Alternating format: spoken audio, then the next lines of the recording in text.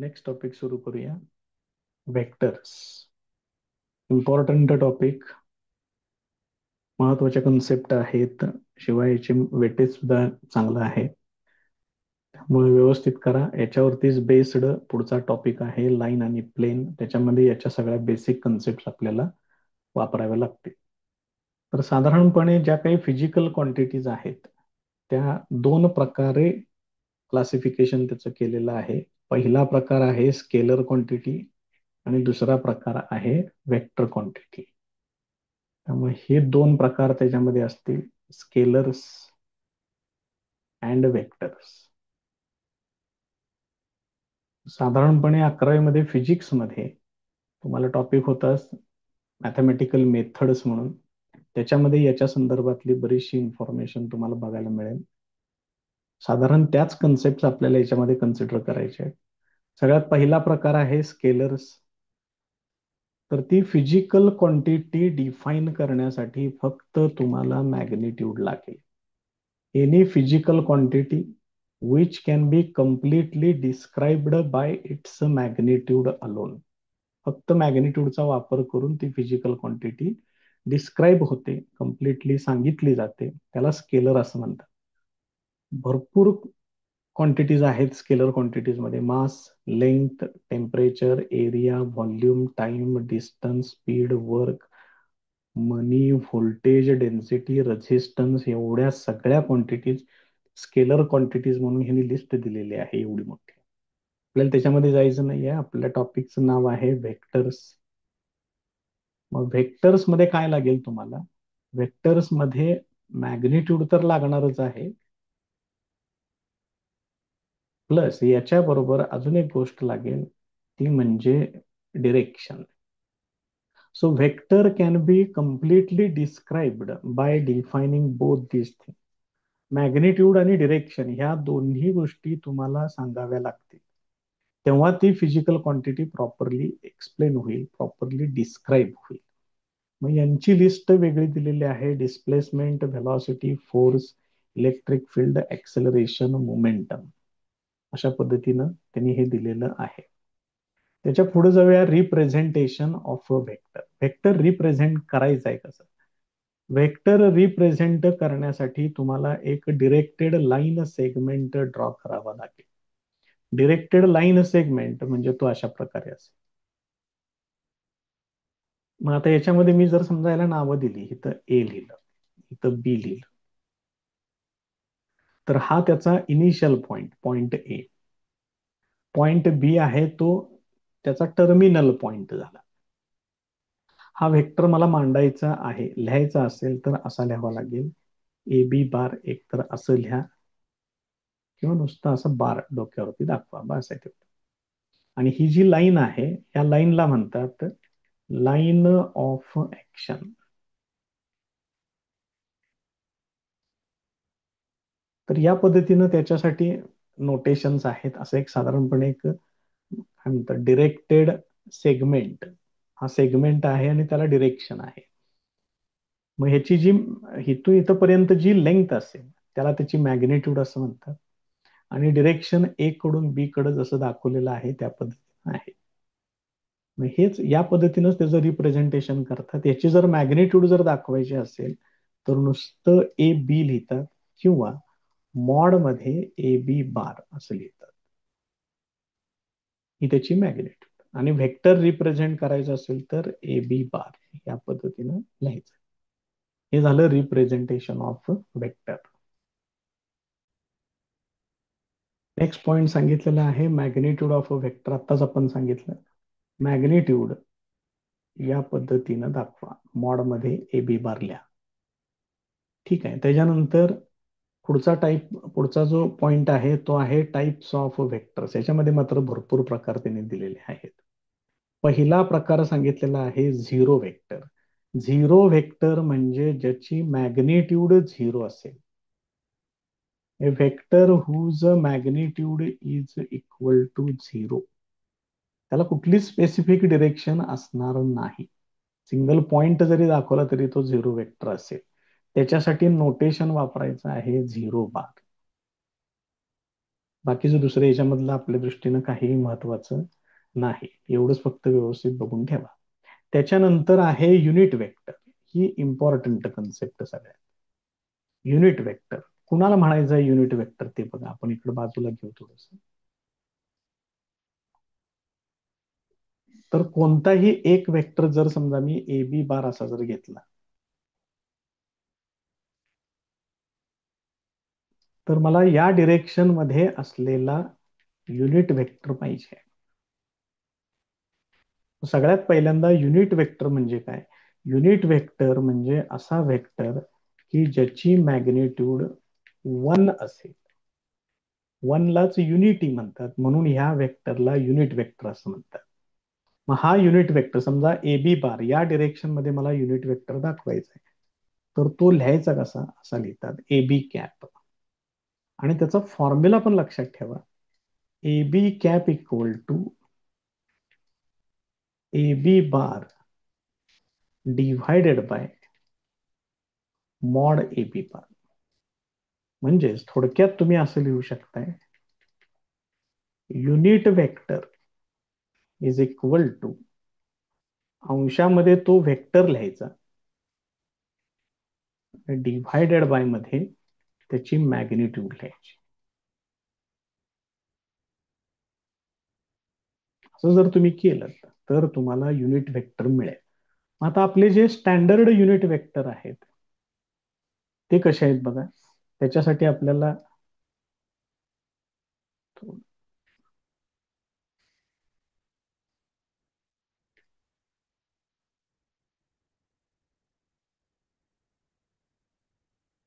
या पद्धतीने दाखवतो. एक्स एक्सिस, वाय एक्सिस आणि झेड एक्सिस हे कन्सिडर करतोय. अलॉंग एक्स एक्सिस एक युनिट वेक्टर असेल.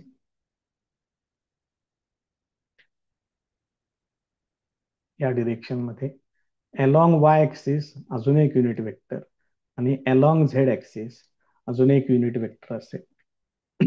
मग अलॉंग एक्स ऍक्सिस जो युनिट वेक्टर आहे त्याला म्हणतात I bar, along Y axis जे बार, अलॉंग झेड ऍक्सिस के बार. असे हे युनिट वेक्टर्स आहेत. हे स्टँडर्ड युनिट वेक्टर्स आहेत.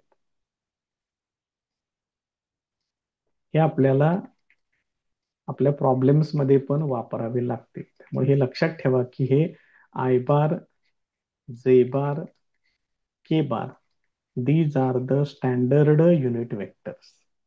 मग युनिट वेक्टर म्हणजे काय आणि आपल्याला लागणारे या पुढच्या कन्सेप्ट व्यवस्थित बघून घ्या. नेक्स्ट पॉइंट आहे को इनिशियल अँड को टर्मिनल वेक्टर्स. को टर्मिनस किंवा को टर्मिनल कुठलाही शब्द प्रयोग वापरला तरी चालेल. मग हे काय बघा आता. को इनिशियल वेक्टर्स म्हणजे असे दोन वेक्टर्स दाखवायचे की ज्यांचा स्टार्टिंग पॉइंट सेम असेल. हा वेक्टर ए बार, हा वेक्टर बी बार. हे झाले को इनिशियल. आणि को टर्मिनस मध्ये काय होणार? हा एक वेक्टर आणि हा दुसरा वेक्टर. हे दोन्ही वेक्टर्स एकाच ठिकाणी एंड होतात. म्हणजे दोघांचा टर्मिनल पॉइंट सेम असेल तर को टर्मिनस, दोघांचा इनिशियल पॉइंट सेम असेल तर त्याला को इनिशियल असं म्हणतात. नेक्स्ट पॉइंट आहे equal vectors. Two or more vectors are said to be equal vectors if they have same magnitude and direction. वेक्टरला दोन गोष्टी असतात, मॅग्निट्यूड आणि डिरेक्शन. मग जर समजा तुम्ही दोन वेक्टर्स घेतले, दोघांच्या मॅग्निट्यूड सेम असतील, डिरेक्शन्स सेम असतील, तर त्यांना तुम्ही इक्वल वेक्टर्स असं म्हणू शकताय. सिंपल डेफिनेशन आहे, बेसिक तेवढं लक्षात ठेवा. त्याच्यानंतर आहे negative of a vector. Negative of a vector मध्ये मॅग्निट्यूड सेम असेल, magnitude is same but direction is opposite. दोन व्हेक्टर्स मध्ये मॅग्निट्यूड सेम घ्यायची आहे. इकडे काढूया बाजूला डायग्राम त्या ठिकाणी.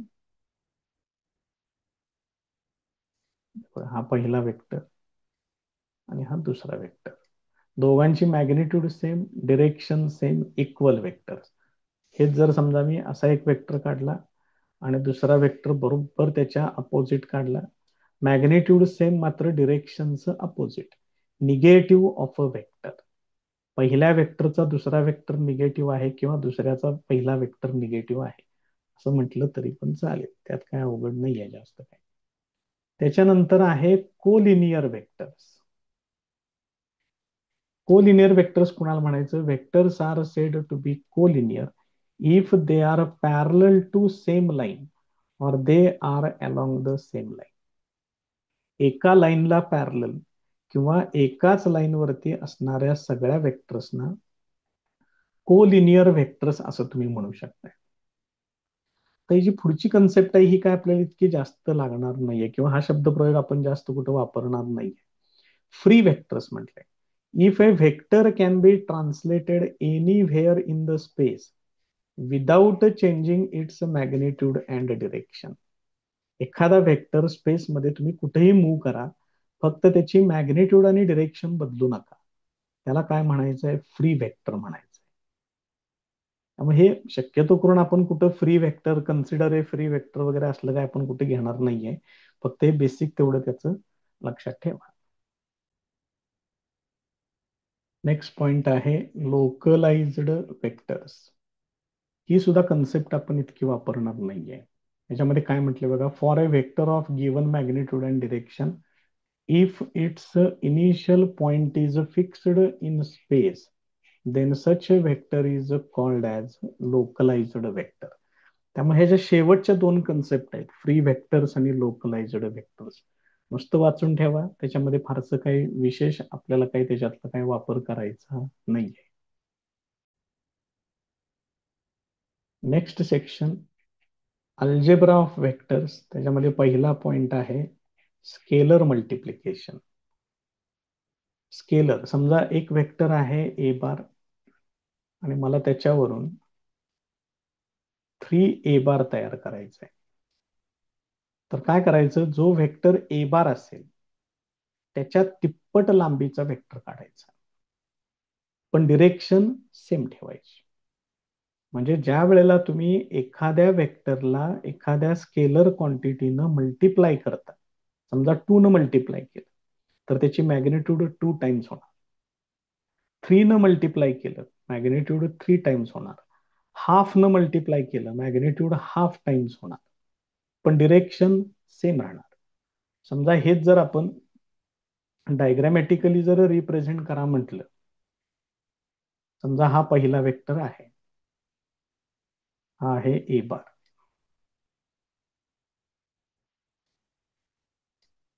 आता मला काय करायचंय, 2a बार पाहिजे. मग 2a बार पाहिजे असेल तर डिरेक्शन तेवढीच ठेवायची, मात्र याच्यात दुप्पट बरोबर तो वेक्टर पाहिजे. म्हणजे हा वेक्टर काय तयार झाला, 2a बार तयार झाला. हेच जर समजा ह्याचं 1/2a बार पाहिजे असेल, डिरेक्शन चेंज करायची नाही, डिरेक्शन तीच ठेवायचे.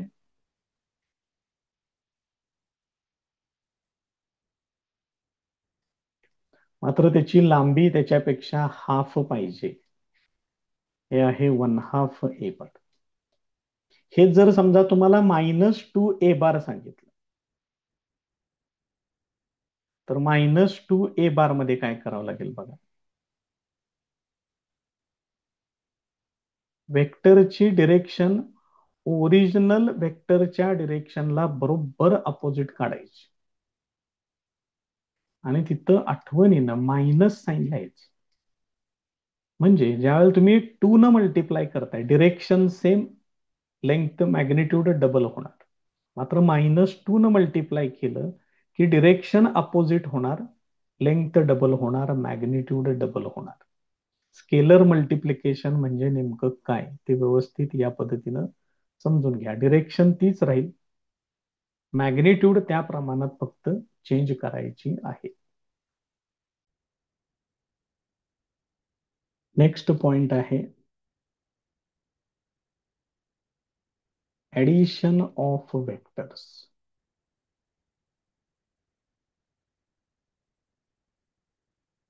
आणि याच्यामध्ये मला दोन व्हेक्टर्सची ऍडिशन करायची आहे. समजा पहिला व्हेक्टर आहे ए बार आणि दुसरा वेक्टर आहे बी बार. तर मला याच्यावरून ए बार प्लस बी बार हे फाइंड आउट करायचं आहे. त्याच्यासाठी दोन लॉज आहेत, पॅरलोग्राम लॉ आणि ट्रायंगल लॉ.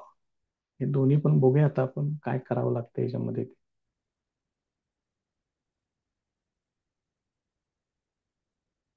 तर मी इथं दोन वेक्टर कन्सिडर करतोय. पहिला वेक्टर असा आहे आणि दुसरा वेक्टर असा आहे. यांना मी नावं देतो इथं ए बार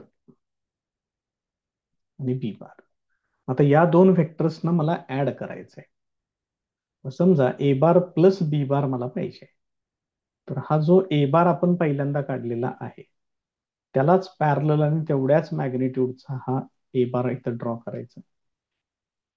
हा झाला ए बार. आणि हा ए बार जिथं संपेल तिथून बी बार स्टार्ट करायचंय. इकडून इकडे असं येईल. त्याची डिरेक्शन आणि मॅग्निट्यूड सेम बी बार एवढीच पाहिजे. असं तयार होईल. आता जो पहिला वेक्टर आहे, पहिल्या वेक्टरचा स्टार्टिंग पॉइंट आणि दुसऱ्या वेक्टरचा एंड पॉइंट यांना जोडणारी जी लाईन असेल ती काय असेल, या दोघांची बेरीज असेल. ए बार प्लस बी बार. हा झाला इथला ट्रायंगल लॉ.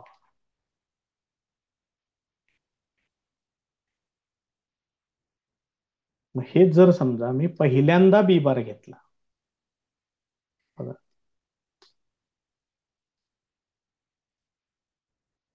पहिल्यांदा बी बार घेतोय, त्यानंतर हा बी बार जिथं संपतोय तिथून पुढं ए बारला ड्रॉ करायचं या पद्धतीनं.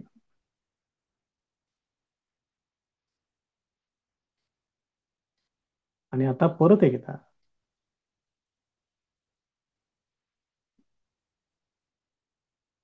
पहिल्या वेक्टरचा स्टार्टिंग पॉइंट आणि दुसऱ्या वेक्टरचा एंड पॉइंट यांना जोडणारा वेक्टर ड्रॉ करायचा. तर आता ह्याला काय नाव द्यावं लागेल, पहिला वेक्टर घेतलाय मी B bar, B bar plus ए बार. तर ट्रायंगल लॉ साठी तुम्हाला हे ह्या दोन डायग्राम्स कुठल्याही तुम्ही वापरले तरी चालतील. हेच जर समजा तुम्ही पॅरलोग्राम लॉ मध्ये जर यायचं असेल तर मग तिथं काय करावं लागेल बघा. पॅरलोग्राम लॉ मध्ये काय करायचं आहे, हे जे दोन व्हेक्टर्स आपण दाखवलेले आहेत, हा बी बार आहे आणि हा ए बार आहे, हे दोन व्हेक्टर्स एकाच पॉइंट पासून स्टार्ट होणारे दोन व्हेक्टर्स दाखवायचे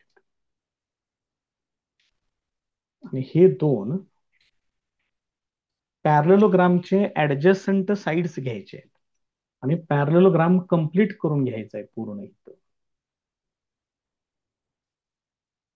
आता बघा इकडून इकडे घ्यावं लागेल असं या पद्धतीनं आणि इकडून इकडे घ्यावं लागेल.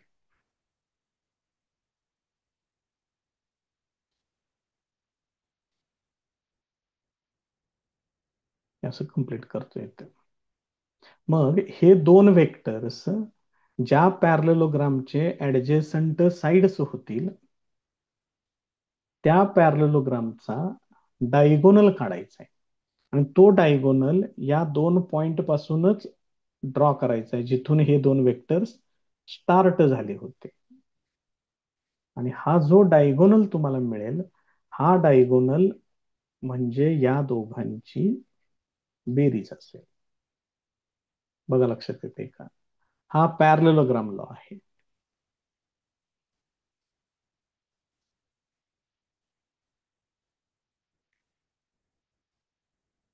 वेक्टर ऍडिशन साठी हा पॅरलोग्राम लॉ आहे. आता याच्यामध्ये थोडंसं आणखीन डिटेलमध्ये आपण कन्सिडर करूया. हे बी बार आहे, ही समोरची बाजू ही पण बी बार होणार कारण हे दोन वेक्टर्स पॅरलल आहेत, इक्वल आहे, डिरेक्शन सेम आहे. त्यामुळे ए बार प्लस बी बार हे इकडल्या ट्रायंगल मध्ये येईल, वरच्या अप्पर ट्रायंगल मध्ये ट्रायंगल लॉ वापरल्यानंतर. आता हा ए बार आहे म्हणजे हा पण ए बार असणार. मग हा जो लोअर ट्रायंगल आहे याच्यामध्ये जर तुम्ही ट्रायंगल लॉ वापरला तर हा फर्स्ट वेक्टर आहे बी बार टू ए बार. त्यामुळे हा जो डायगोनल आहे यालाच तुम्ही असं पण लिहू शकताय, बी बार प्लस ए बार असं पण लिहू शकताय. त्यामुळे बघा इथं कशा पद्धतीने येते, डायगोनलला ए बार प्लस बी बार पण आलेलं आहे आणि बी बार प्लस ए बार पण आलेलं आहे. याचा अर्थ वेक्टर ऍडिशन जे आहे ते कम्युटेटिव्ह आहे. त्यामुळे हे कम्युटेटिव्ह लॉला ओबे करतं असं पण याच्यामध्ये आपण प्रूव्ह केलेलं आहे. मग ह्याच्यामध्ये ट्रायंगल लॉ, पॅरलेलोग्राम लॉ आणि कम्युटेटिव्ह लॉ हे जरा व्यवस्थित समजून घ्या, हे वापरावं लागणार आहे आपल्याला. नेक्स्ट पॉइंट आहे सबट्रॅक्शन ऑफ टू व्हेक्टर्स. तर हे पण सोपं आहे, बघा कशा पद्धतीने ह्याला कन्सिडर करायचं ते. पहिल्यांदा मी दोन व्हेक्टर्स ऍड कसे करायचे ते करून घेतोय, त्याच्यानंतर मग त्याच्यामधूनच आपण सबट्रॅक्शनला ऍडजस्ट करून घेऊया. समजा हा फर्स्ट वेक्टर आहे ए बार, हा जिथं संपतोय तिथून दुसरा वेक्टर ड्रॉ करतोय, तो आहे बी बार. म्हणजे मग मला इथं ए बार प्लस बी बार पाहिजे असेल तर मला हे ड्रॉ करावं लागेल. म्हणजे इथं मला ए बार प्लस बी बार हे मिळेल. हे झालं ऍडिशन. आता समजा मला ए बार मायनस बी बार पाहिजे, तर मग तुम्ही काय करायचं आहे, हा जो वेक्टर इथं आहे बी बारचा वेक्टर जो तुम्ही काढलेला आहे तो, तर मायनस बी बार पाहिजे, ह्याला मी असं कन्सिडर करतोय A bar plus minus B bar. मग बी बार या डिरेक्शन मध्ये आहे, त्याची मॅग्निट्यूड एवढी आहे, तर मायनस बी बारला काय करायचं, बरोबर ह्याच्या अपोजिट डिरेक्शन मध्ये तेवढाच वेक्टर दाखवायचा. मग मॅग्निट्यूड सेम आहे, डिरेक्शन अपोजिट आहे, म्हणजे हा काय तयार होईल, मायनस बी बार तयार होईल. आता ए बार आणि मायनस बी बार मला पाहिजे, मग इकडून इकडं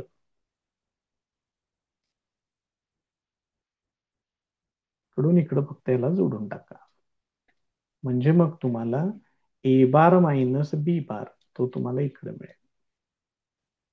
म्हणजे जर दोन वेक्टरची सबट्रॅक्शन करायची असेल तर जो वेक्टर सबट्रॅक्ट करायचा आहे त्याची डिरेक्शन अपोजिट करून घ्या आणि ट्रायंगल लॉ कम्प्लीट करा, तुम्हाला सबट्रॅक्शन मिळेल त्या ठिकाणी.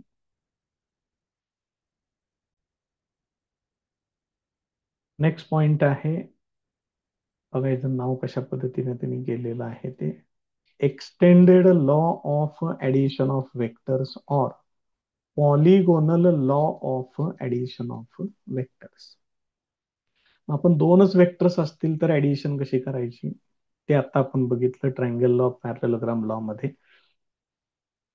समजा त्यापेक्षा जास्त जर वेक्टर्स असतील तर कशा पद्धतीने त्याला ट्रीट केलं पाहिजे ते बघा.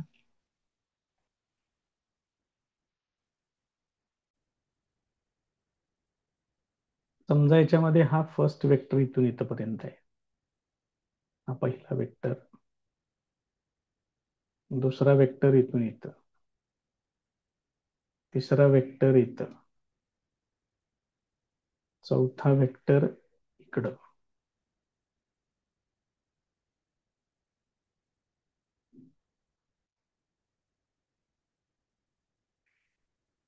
या पद्धतीने.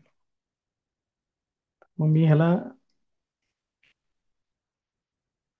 नॉमेनक्लेचरची जी नावं आहेत या पद्धतीने घेतोय, ए बार, बी बार, सी बार आणि डी बार.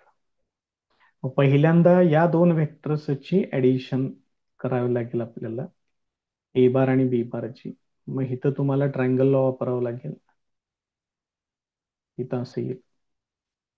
म्हणजे हे तयार झालं तुमचं ए बार प्लस बी बार.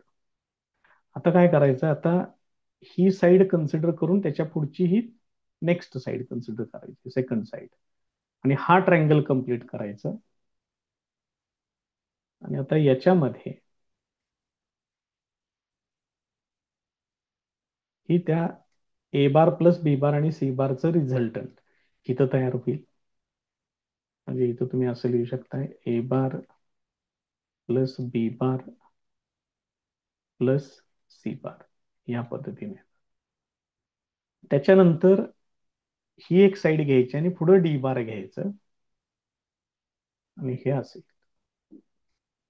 त्यामुळे तुम्हाला आता जो रिझल्टंट मिळेल तो इथं मिळेल, A bar plus B bar plus C bar plus D bar. तो या ठिकाणी रिझल्टंट असेल. मग याच्यामध्ये जी डायग्रॅम तयार होते ही नंबर ऑफ वेक्टर्स वरती अवलंबून राहते. आता इथं ए बार बी बार सी बार डी बार 4 वेक्टर्स आहेत. मात्र हा जो पॉलिगॉन तयार झालेला आहे तो 5 बाजूंचा तयार झालेला आहे. मात्र याच्यामध्ये ऍडिशन साठी आपण ट्रायंगल लॉज, बेसिक जो आहे तो ट्रायंगल लॉज वापरत जायचा आहे. फक्त याच्यामध्ये 2 पेक्षा जास्त वेक्टर्सची ऍडिशन करता येते, म्हणून याला एक्सटेंडेड लॉ म्हटलेला आहे, किंवा law of polygon of vectors for addition असं सुद्धा तुम्ही याला म्हणू शकताय. बाकीच्या प्रॉपर्टीज बघा. सगळ्यात पहिली प्रॉपर्टी कम्युटेटिव्हची आहे, काही तुम्हाला ऑलरेडी झालेली आहे. त्याच्यानंतर असोसिएटिव्ह प्रॉपर्टी त्यांनी सांगितलेली आहे. समजा माझ्याकडे 3 वेक्टर्स आहेत, त्यांची मला बेरीज करायची आहे, तर तुम्ही पहिल्यांदा ए बार प्लस बी बार करून मग त्याच्यात सी बार ऍड करू शकताय, किंवा बी बार प्लस सी बार यांची बेरीज पहिल्यांदा करून नंतर त्याच्यामध्ये तुम्ही ए बार ऍड केलं तरी पण चालते. याला म्हणतात असोसिएटिव्ह लॉ. त्यानंतर A bar plus zero zero bar is equal to A bar, जसं आपण सिंपल मॅथमॅटिक्स मध्ये वापरतोय त्याच पद्धतीनं. त्यानंतर ए बार प्लस मायनस ए बार, म्हणजेच हे काय होणार आहे, थोडक्यात ए बार मायनस ए बारच होणार आहे. That is equal to zero. या पद्धतीनं झिरो लिहा, झिरो बार लिहा, चालते, काय अडचण नाही. त्याच्यानंतर यम आणि एन जर 2 स्केलर्स घेतले असतील तर त्यांच्या बाबतीत तुम्ही हे असं सोडवू शकताय, M plus N into A बार. मग ए बार आत मल्टिप्लाय करा, जसं आपलं नेहमी नॉर्मल रेग्युलर आपण वापरतो त्या पद्धतीने. इथं यम न आत मल्टिप्लाय केलेलं आहे. तसंच M into N, M N घ्या, एन यम घ्या, कसंही घ्या, चालेल, त्याला काय अडचण नाही. त्याच्यानंतर एक ट्रायंगल इन इक्वॅलिटी सांगितलेली आहे. जसं आपण ट्रायंगल एबीसी मध्ये कोणत्याही 2 बाजूंची बेरीज ही तिसऱ्या बाजूपेक्षा मोठी असते, तसं इथं पण सांगितलेलं आहे. ट्रायंगल लॉ मध्ये सुद्धा तुम्ही ट्रायंगल लॉ वापरून बेरीज केली 2 वेक्टर्सची, तर त्यांच्या मॅग्नेट्यूडच्या बद्दल असा रिझल्ट तुम्ही इथं लिहू शकताय. तो त्यांनी इथं दिलेला आहे. ए बार आणि बी बारची ही रिझल्टंट आहे, म्हणजे ही थर्ड साईड आहे. बघा कशा पद्धतीने त्यांनी तयार केली. शक्यतो करून फार आपल्याला याच्यामध्ये हे ट्रायंगल इन इक्वॅलिटी वगैरे शक्यतो करून नाही वापरावं लागणार जास्त. ठीक आहे, तरी पण बघू काय होतंय. नेक्स्ट पॉइंट बघा, त्यातला first theorem, two non zero vectors A bar and B bar are collinear. कोलिनियरिटीसाठी हा थेरम आहे. इथली कंडिशन इम्पॉर्टंट राहील कोलिनियरिटीसाठी. If and only if there exist scalars m and n, at least one of them is non-zero such that m a bar plus n b bar equal to 0. जर 2 vectors A बार आणि B bar जर collinear असतील तर त्यांच्यामध्ये हे असं relation, अशी condition तुम्ही घेऊ शकता. आता हे नेमकं काय आहे, कशा पद्धतीचं आहे ते जरा बघूया. समजा 2 वेक्टर्स आहेत ए बार आणि बी बार. हा पहिला वेक्टर आहे ए बार,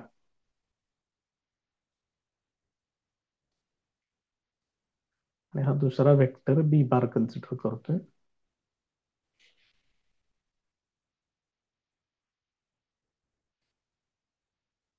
आणि हे दोन्ही वेक्टर्स कोलिनियर आहेत म्हणून सांगितले. कोलिनियर म्हणजे त्यांच्या डिरेक्शन्स सेम असतील, मॅग्निट्यूड्स वेगवेगळे असू शकतात. आता याच्यामध्ये या दोघांच्यात काहीतरी रिलेशन असेल. नेमकं समजा ए बारची मॅग्निट्यूड 2 सेंटीमीटर आहे आणि बी बारची मॅग्निट्यूड 4 सेंटीमीटर आहे. तर मग ह्याच्यात रिलेशन कसं येणार? B bar equal to 2 times A bar येणार. प्रत्येक वेळेला हे दुप्पटच असेल का? असं काही नाही आहे. काही याच्यामध्ये असू शकतं. समजा मला आता ए बार लिहायचंय, मग ए बार इक्वल टू काय येणार? बी बारचा 1/2 येणार. असं कुठलंही रिलेशन यांच्यामध्ये असू शकतं. ए बार इक्वल टू, काही वेळेला डिरेक्शन्स पण अपोजिट असू शकतात. -3/2 टाइम्स बी बार असं पण असू शकते. यांच्यातलं रिलेशन काहीही असू शकतं. मग मी हेच relation A bar equal to temporary M B bar असं कन्सिडर करतोय. बघा कशा पद्धतीनं आहे ते. मग त्यांनी काय वापरले थेरम मध्ये जरा बघूया. त्यांनीच एम ए बार आणि एन बी बार त्यांनी वापरले. मग आपण जरा वेगळं वापरूया आणि नंतर त्याला व्हॅल्यू सबस्टिट्यूट करून घेऊ तिथं आपण. एक मिनिट.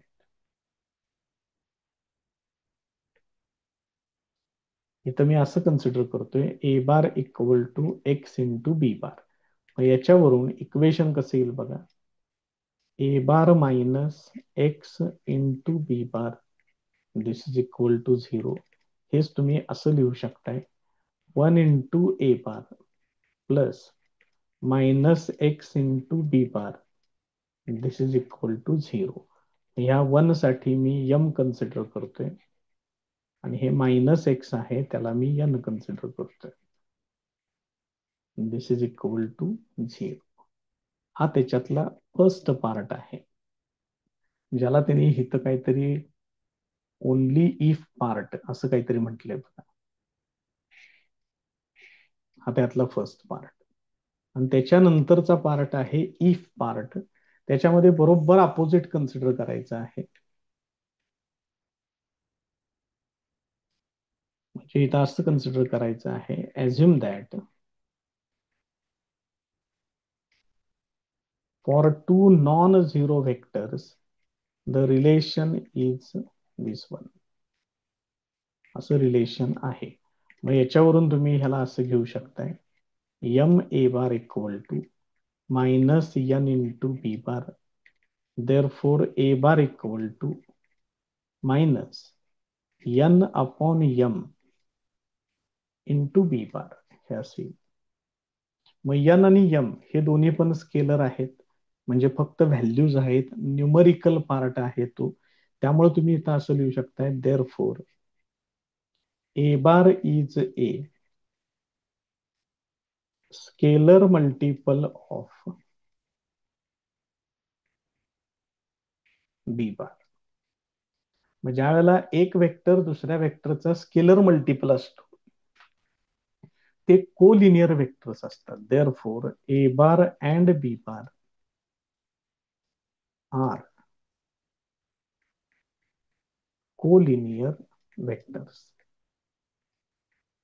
मग या पद्धतीनं हा थेरम प्रूव्ह करायचा आहे. हा थेरम काही फारसा महत्वाचा जरी नसला तरी याच्यातली ही कंडिशन फार महत्वाची आहे.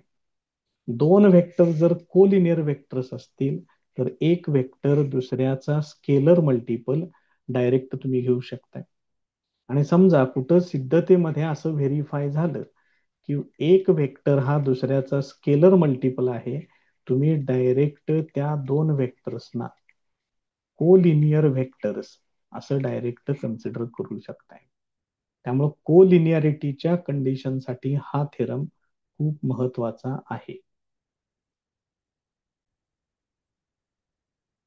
नेक्स्ट पॉइंट आहे कोप्लेनर व्हेक्टर्स. एकाच प्लेन मध्ये असलेले सगळे vectors they are said to be coplanar vectors. एका डायग्राम मध्ये दाखवलेले आहेत. ए बार बी बार हे एका प्लेन मध्ये आहेत, इथं सी बार डी बार हे एका प्लेन मध्ये आहेत. जर दोन व्हेक्टर्स कोप्लेनर असतील तर त्याच्यासाठी काय कंडिशन ती आपल्याला या थेरम नंबर 2 मध्ये सांगितले. इथं काय म्हटले बघा, A bar and B bar are non collinear vectors. मात्र हे कोलिनियर नाही आहेत. हे व्हेक्टर आर बार हा तिसरा व्हेक्टर आहे. Is coplanar with A bar and B bar. म्हणजे तीन व्हेक्टर्स को प्लेनरिटीसाठी बघा, ए बार, बी बार आणि आर बार. कुठलेही दोन व्हेक्टर्स जर तुम्ही घेतले तर ते 100% को प्लेनर असतातच. को प्लेनर म्हणतोय. पण तीन व्हेक्टर्स पासून पुढं को प्लॅनॅरिटीची कंडिशन तुम्हाला व्हेरीफाय करावी लागेल. So R bar is a coplanar with A bar and B bar if and only if there exist unique scalars t1 and t2 such that r bar equal to t1 a bar plus t2 b bar. आपण आता हा theorem consider करूया. बघा त्यांना काय म्हणायचंय ते.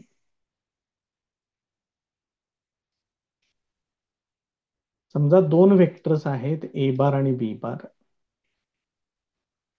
आणि यांच्याशी को प्लेनर असलेला तिसरा वेक्टर आहे आर बार. को प्लेनर विथ आर बार. तर तुम्ही ह्या आर बारला असं लिहू शकता, M A bar plus N B bar. M and N these are the scalar quantities. मग या पद्धतीनं तुम्ही कन्सिडर करू शकताय आणि हे युनिकली एक्सप्रेस करता येतं. हे महत्वाचं.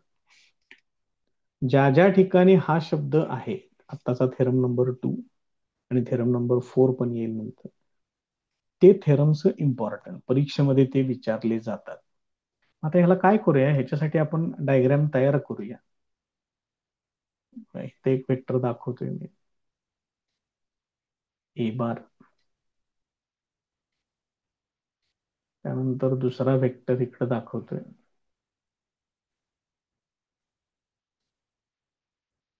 B bar. आणि याच्याशी को प्लेनर असलेला हे दोन वेक्टर आणि यांच्याशी को प्लेनर असलेला हा तिसरा वेक्टर घेतोय, आर बार. आता काय करायचंय बघा, या पॉइंट मधून इकडं परपेंडिक्युलर ड्रॉ करा.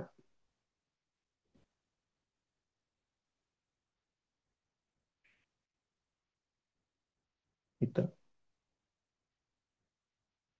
परपेंडिक्युलर म्हणण्यापेक्षा ए बारला पॅरलल असं म्हणूया आपण, परपेंडिक्युलर नाही म्हणता येणार. आणि तसंच इकडून इकडं बी बारला पॅरलल असलेलं हे ड्रॉ करून घेऊया. म्हणजे हा पॅरलोग्राम पण कंप्लीट झाला तेवढ्या याच्यामध्ये. मात्र आता याच्यामुळं इथं मला दोन भाग मिळाले सेपरेट. बघा, इथून इथपर्यंत एक पार्ट मिळतोय आणि इथून इथपर्यंत दुसरा पार्ट मिळतोय. आता काय कंडिशन आहे बघा, बी बार आणि हा रेड कलरचा जो वेक्टर आहे तो हे कोलिनियर आहेत, एकाच रेषेवरती आहेत. म्हणजे तुम्ही इथं त्याला R bar equal to scalar multiple तुम्ही हे दोन वेक्टर्स मांडू शकता. मी इथं त्यांना नावं देतो म्हणजे मग आपल्याला आणखीन जरा सोपं जाईल लिहायला. हे ओ ए ओ बी असं कन्सिडर करतोय. त्यानंतर इथं ओ एम, इथं ओ एन असं कन्सिडर करतोय आणि इथं पी कन्सिडर करतोय. आता मला याच्यामध्ये काय लिहिता येईल बघा बरं, O M and O A किंवा O M bar and O A bar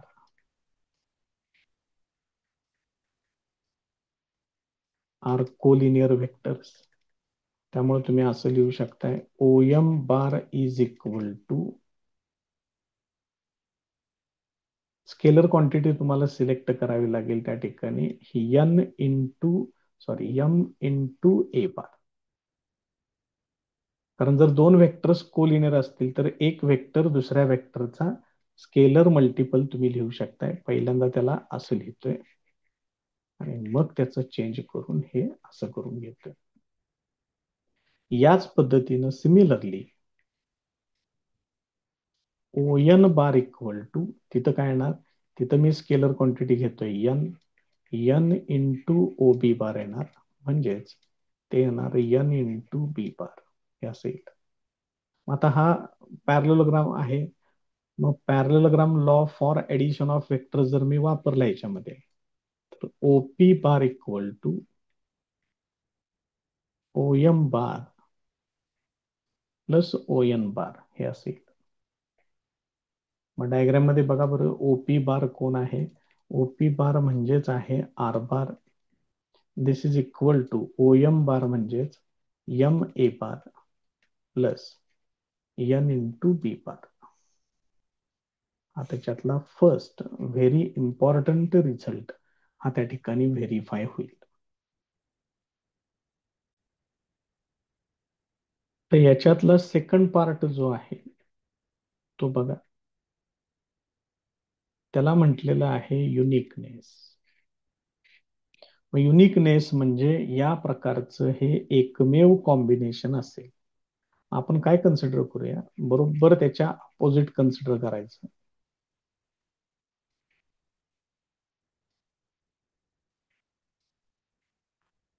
assume that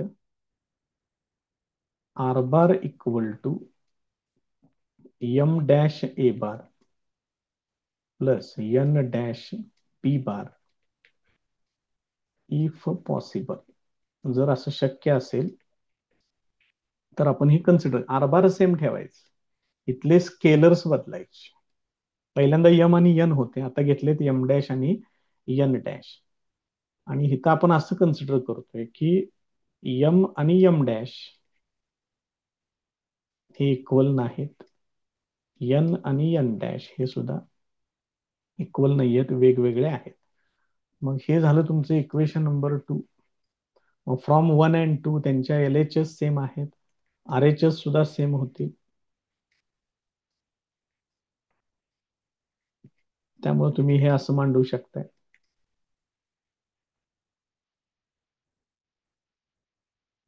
असं येईल. मग ए बारच्या टर्म मी इकडे डावीकडे घेतोय,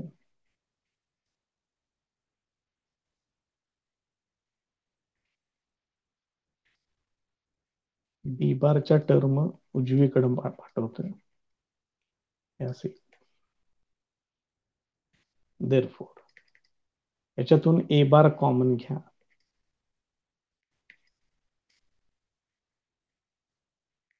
याच्यातून बी बार कॉमन घ्या,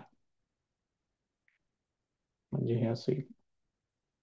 याच्यावरून ए बार इक्वल टू हे एम मायनस एम डॅश इकडे पाठवतोय,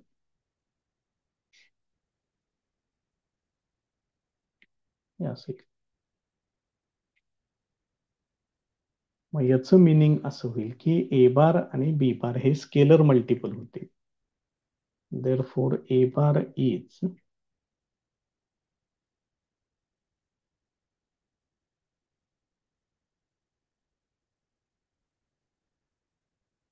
a scalar multiple of b bar. Therefore, a bar and b bar are collinear vectors. कारण हे स्केलर मल्टिपल जे आहे हे कोणाची कंडिशन आहे? कोलिनियरिटीची कंडिशन. मात्र मगाशी जो थेरम आपण बघितलेला होता, जरा बघा परत एकदा थेरमचं स्टेटमेंट, त्याच्यामध्ये इथं सरळ सरळ स्पष्ट सांगितलेलं आहे की ए बार आणि बी बार हे कसले वेक्टर्स आहेत म्हणून सांगितले? नॉन कोलिनियर वेक्टर सांगितले. आणि आता आम्ही इथं काय सिद्ध केलंय की हे कोलिनियर वेक्टर्स आहेत म्हणून. त्याचा अर्थ हे चुकीचं आहे. दिस इज ए कॉन्ट्राडिक्शन.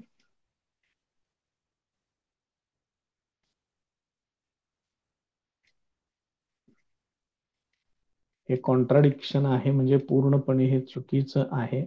हे का चुकीचं झालं? कारण तुम्ही सुरुवातीलाच तुम्ही काय कन्सिडर केले बघा, हे बघा हे कन्सिडर केले,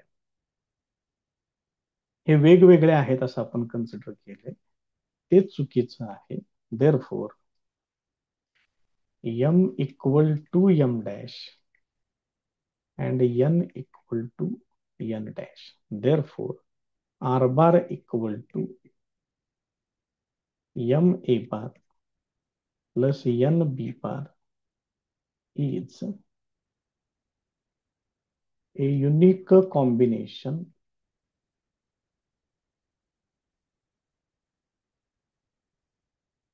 इथं हा थेरम संपेल. तर याच्याही पुढे जाऊया आपण. आपण असं कन्सिडर करूया, आर बारच्या ऐवजी मी जर सी बार घेतला, कन्सिडर करतोय, थेरम इथं तुमचा संपलेला आहे, त्यात काही प्रश्न नाहीये. ए बार, बी बार आणि सी बार हे तीन जर कोप्लेनर असतील, कोप्लेनर व्हेक्टर्स, तर तुम्ही याच्यामध्ये काय करू शकताय, एका व्हेक्टरला इतर दोन व्हेक्टर्सना एकत्र करून असं मांडू शकताय. मग हे जे काही मांडलेलं आहे याला म्हणतात लिनियर कॉम्बिनेशन. शब्दप्रयोग लक्षात ठेवा. मग हेच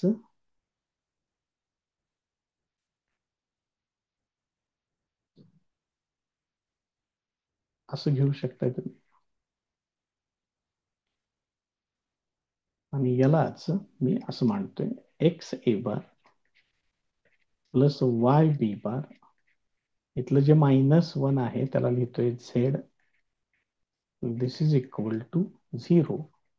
दिस is called as linear combination of A bar, B bar and C bar. त्यामुळे कोप्लेनर व्हेक्टर्स असतील तर त्यांच्यासाठी अशी कंडिशन येते. आणि जर कोलिनियर दोन व्हेक्टर्स असतील, दोन व्हेक्टर्स कोलिनियर कन्सिडर केले, तर एक वेक्टर दुसऱ्याचा स्केलर मल्टिपल घ्यावा लागेल. त्यामुळे ह्या कंडिशन्स लक्षात ठेवा. Very very very important conditions आहेत. नेक्स्ट थेरम नंबर 3 बघा. तोच थेरम आहे आता आपण जे बघितलं ते. 3 vectors A bar, B bar and C bar are coplanar if and only if there exists a non-zero linear combination x a bar plus y b bar plus z c bar equal to 0. तो theorem म्हणून त्यांनी या ठिकाणी दिलेला आहे, जे आता आपण कंप्लीट केलेलं आहे. त्यामुळे हे लक्षात ठेवा, कोप्लेनरिटीची ही महत्वाची कंडिशन आहे.